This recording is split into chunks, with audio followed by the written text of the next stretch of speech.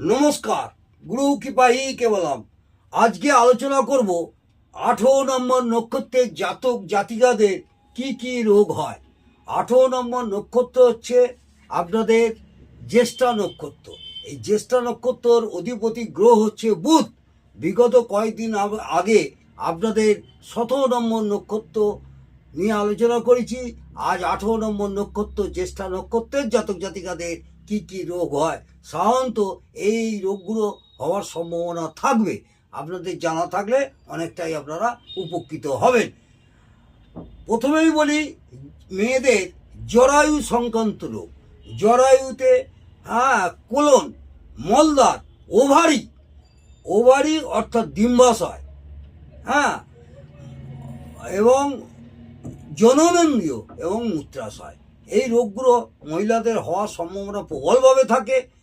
এছাড়া রক্তপাতজনিত রোগ, যে কোনোভাবে রক্তপাতজনিত রোগ, অশ্ব, ফিস্চুলা, টিউমার এবং গুপ্ত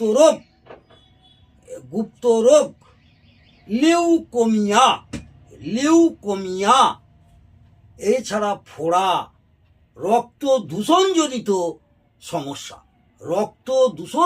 সমস্যা, কোমরের অংশে সমস্যা, কোমরের যে কোনো অংশে, পেছন দিকে কোমরের ব্যথা, বেদনা, যন্ত্রণা, টান ধরা, এবং নার্ভের সমস্যা, পাইলস, পেটের সমস্যা, কাঁধ ও বায়ুর ব্যথাজনিত সমস্যা।